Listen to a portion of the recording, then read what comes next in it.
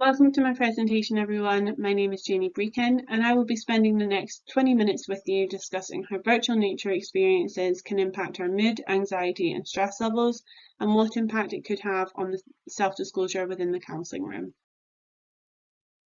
So why is nature so important to me? Nature has always been a really big part of my life, and it's been a space I found myself working in as an instructor, and here I've experienced people open up more, overcome confidence obstacles, both physically and mentally, and view things in a different perspective. But personally, for me, nature has always been a place to recharge, exhale from life stresses, and find some calm. However, in the last 2 years or so, the COVID-19 pandemic has restricted access to the outdoors.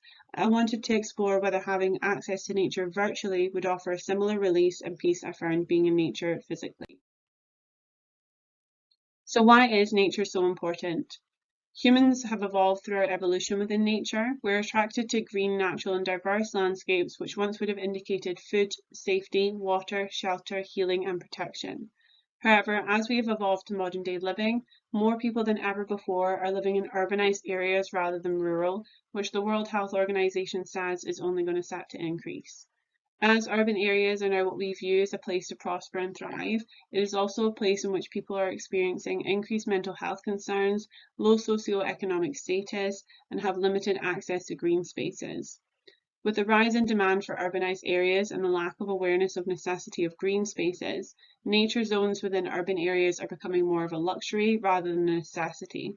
And we see this in the UK now, as in 2020 it was reported that only 1 in 8 households in the UK have access to a garden. Soga and Gaston describe our disconnection with nature and green spaces as an extinction of experience. Research has highlighted that having access to nature lowers levels of anxiety, especially if the landscape is varied. Having green plants in our house and workspaces have shown to increase productivity and mood. Patients in hospitals with views or access to a garden report lower levels of pain, fatigue, distress, and in some cases have even recovered better than those without views or access to a garden. In counselling, walking, talking therapies are on the rise. Therapeutic gardening research has highlighted how effective it is, especially surrounding grief work, and forest bathing mindfulness has been shown to reduce depression and anxiety levels. This is becoming popular in many countries such as Norway, Canada, and Australia, who now actively prescribe outdoor experiences for patients with mental health concerns. By making a therapy room more inviting with having plants, removing the clinical feel and making it warm, appears to encourage self-disclosure and reduce the stigma which enhances silence.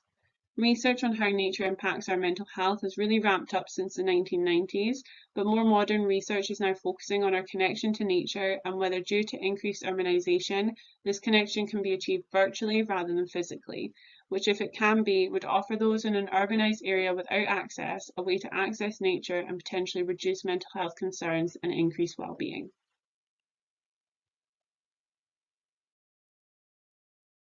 So what does the research say about virtual nature? The research on virtual nature exposure is minimal and has primarily been focused on nature scenes only through experiments using pictures, videos, or virtual reality experiences in a clinical setting with participants. However, many have had small samples and the results have been impacted by large costs and contaminated results due to motion sickness or other technological difficulties. Much of the research conducted looks at awe-inspiring landscapes, nature-only videos with no other environment present, inserted music behind the videos, or focused on one season within the year. So without a control of an alternative environment for exposure, can we really put nature as being the only influence on mental health? However, the research has found that virtual nature appears to improve mood and reduce anxiety and stress levels. However, this research has not been related back to a counselling setting, and there is yet to be a study which has explored whether virtual nature exposure influences self-disclosure. So what's the aim and hypothesis of my study? The current study aims to address whether virtual nature exposure reduces anxiety and increases the likelihood of self-disclosure, which could potentially be used as a relaxation tool in the counselling room. The first hypothesis is exposure to a 3-minute nature, urban, or social video will have a significant positive impact on mood, stress, and anxiety. We predicted that exposure to nature scenes would have the greatest positive impact, social scenes would have a moderate positive impact, urban scenes would have the smallest positive impact, and there would be no difference in mood, stress, and anxiety following exposure to an equivalent length blank video. The second hypothesis is exposure to a 3-minute nature, urban, or social video will result in a greater willingness to self-disclose than exposure to equivalent length blank video. And we predicted again that exposure to nature scenes would have the greatest positive impact, social scenes a moderate positive impact, and urban scenes the smallest positive impact. So what was our method and how did we do it? By using opportunity sampling methods, 350 participants were recruited to participate in the study, but we only used 206 participants' data due to errors, incompletion, test trials by researchers, and refusal of consent by participants. The only inclusion requirement was to be over the age of 18, however there was no exclusion based on age, gender, sexuality, ethnicity, or nationality. The recruitment process targeted both the student population within Bangor University and the general population through word of mouth and social media. The research study was available in both Welsh and English to allow for greater accessibility and inclusion. Our design was a quantitative design which adopted a 2x4 mixed measures design. The independent variables were that of the video, so nature, social, urban, and blank, and the second independent variable was time, before and after. The 4 dependent variables were mood, anxiety, stress, and self-disclosure scores. So let's move on to the measures and procedures. The 4 questionnaires were presented through an online program called Qualtrics, allowing for easily accessible participation. Mood score was measured on the Brief Mood Introspection Scale, and this is a 17-item questionnaire in which a person responds to the mood adjectives. This has been used regularly in psychology research since 1988 and is a validated mood assessment. Stress was measured using the Perceived Stress Scale. Questions are rated by the participant on a 5-point Likert scale. Anxiety was measured using the Current Anxiety Level Measure, or CAM, and consisted of 16 questions, including a series of statements which are rated by the participant on a 5-point Likert scale. Self-disclosure was measured on a modified version of the Distress Disclosure Index, or DDI, and it had 12 statements that were to be rated on a 5-point Likert scale and was supplemented by a single question asking the extent to which the participant feels willing to share in that moment. We also created a demographic questionnaire to collect data such as age, gender, ethnicity, accessibility to the outdoors, time spent outdoors, and where they live, urban, rural, or suburbs. In terms of the procedure, participants were asked to fill out all 4 questionnaires and the demographic questionnaire before then being randomly allocated to a video condition, so the nature, urban, social, or blank. Once the video was complete, they would then be invited to fill the same questionnaires out again, and once pre- and post questionnaires are complete, participants were invited to opt into receiving a summary of the findings from the study, and the study was held on a virtual platform to remove the confound of researcher bias, encourage wider participation, allow participation in a time or place comfortable for the participant as well. The study adhered to the BPS and BACP guidelines for ethical research and practice and was approved by the Bangor University School of Psychology Research, Ethics and Governance Committee. All participants gave informed consent and were ensured confidentiality as well as the right to withdraw at any time during the study. So let's move on to having a look at what we found. So based off of the questionnaires, we have a look at how many participants were split into each group. So out of the 206 participants, 26.2% were in the blank condition, 25.2% were in the urban condition, 25.2% were in the social condition, and 23.3% were in the nature condition. Of the participants, 74.8% reported as females, 23.8% of participants reported as male, and the final 1.5% of participants opted to self-report gender or prefer not to say. We asked further demographic questions to find out time spent outdoors each week, and 52.4% reported less than 5 hours, 26.7% reported between 6 to 10 hours outdoors, and 20.9% reported more than 11 hours outdoors each week. Of the 206 participants, 67.7% had access to a private garden, 5.8% had access to a shared garden, and 20.4% had no access to a garden, with the remaining 6.3% having alternative outdoor space such as a balcony. Exploring the effect of video conditions on anxiety, stress, self-disclosure, and mood. I then ran four 2x4 within subjects repeated measures ANOVAs to explore whether each dependent variable revealed a significant interaction with time or video. Let's start with anxiety. In the anxiety condition, we found a significant interaction of time, with the pre-test score for anxiety being higher than the post-test score. However, there was no significant interaction between the time and video condition. In the mood condition, the inferential test revealed a significant interaction of time, with the pre-test score for mood being lower than the post-test score, which is what we were looking for. However, there was no significant interaction between time and the video condition, as you can see here.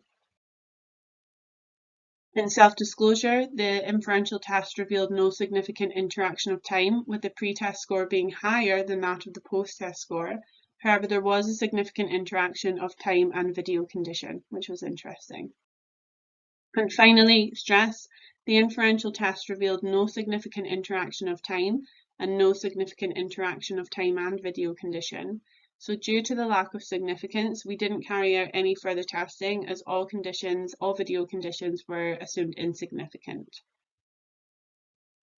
So following on from the significant findings in the anxiety, mood and self-disclosure dependent variables, I went on to run 4 paired samples t-tests in each condition to determine whether exposure to specific video conditions had any significant effect between pre and post anxiety, mood and self-disclosure scores.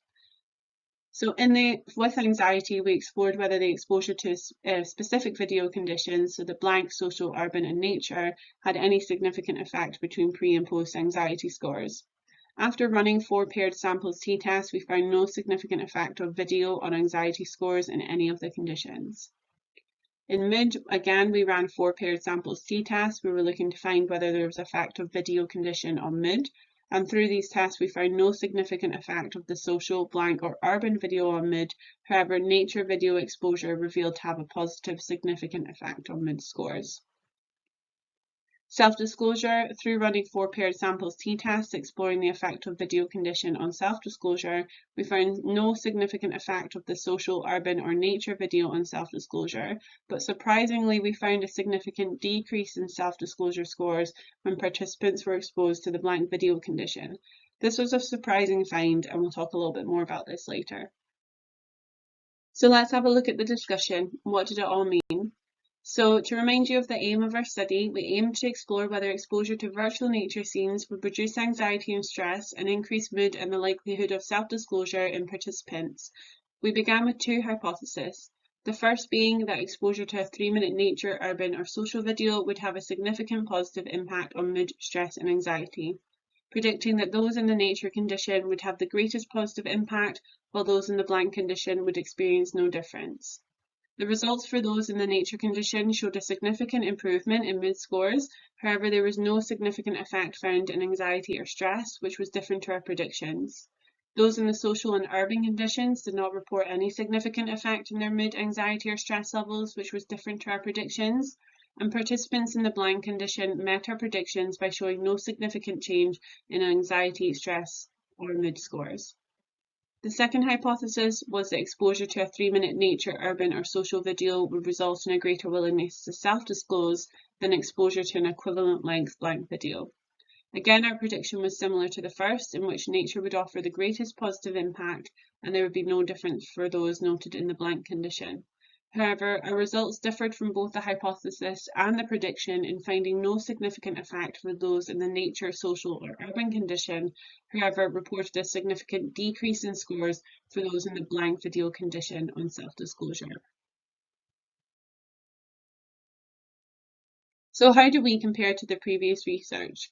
The significant increase in mood after exposure to virtual nature scenes is consistent with the previous research that highlighted participants' exposure to forest bathing scenes or awesome landscapes reported an elevated mood, calming effect, and a reduction in anxiety, thus contributing to a growing body of research that viewing natural scenes virtually can elevate mood. However, there was no significant reduction in anxiety and stress levels as found in previous research. My research study differed to the previous research as participants were able to access and participate in the study from their own home, promoting ecological validity rather than potentially heightening anxiety and stress levels by bringing them into a clinical setting. thus suggesting that participants were in their true state of feeling, and so our results may be a truer reflection of nature's effect on immediate anxiety and stress reduction. Previous research noted that anxiety levels are lower in participants who have a connection to nature, which could also explain why anxiety levels did not significantly reduce when exposed to virtual nature. Most of our participants had access to their own private garden and spent over 5 hours outdoors each week, so potentially they had a strong connection to nature, and so exposure to virtual nature conditions did not significantly reduce the anxiety further. My study appears to be the first of its kind to explore whether virtual nature has had an effect on self-disclosure scores, and while we did not find a clear answer on what to do to encourage self-disclosure, the study highlighted what not to do in the form of a blank screen.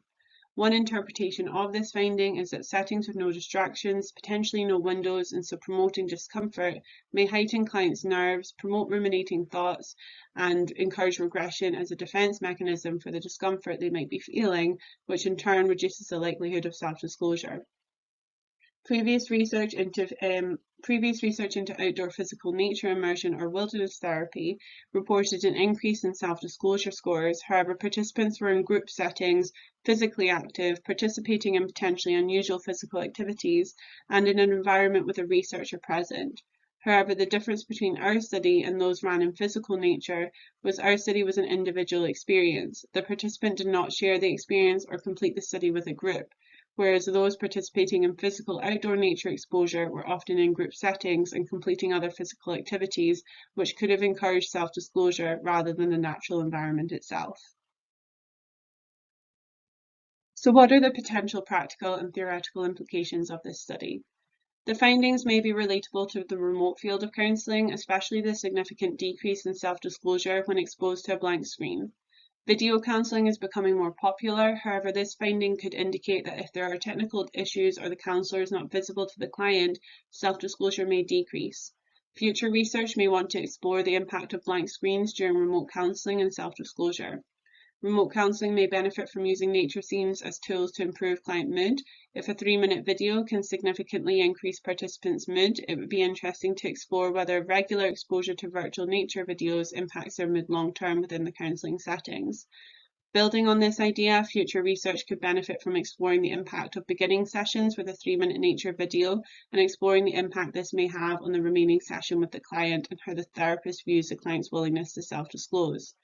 An increase in mood of clients could potentially make the initial introduction to counselling appear less daunting, encouraging self-disclosure and remove the clinical environment. By highlighting how a blank screen can significantly reduce self-disclosure, may encourage practitioners and counsellors to explore whether areas such as waiting rooms or office environments could be improved so the client doesn't regress before entering the counselling room. Nature has an important role in both our private and professional lives. By utilising the effects of nature on mood with the client work and counselling setting could make clients feel more at ease, engaged and potentially more likely to return, while also noting the effect that blank screens can have on self-disclosure. Whether this is interpreted physically or virtually, potentially not seeing the counsellor being in a clinical setting without any distractions or window views could impact that person's desire to self-disclosure. Making our counselling presence more inviting and friendly could impact our clients' potential, mood and self-disclosure. Thank you so much for listening. I'll be happy to answer any questions in the comments, and if you would like a copy of my dissertation, please do let me know. Thanks again.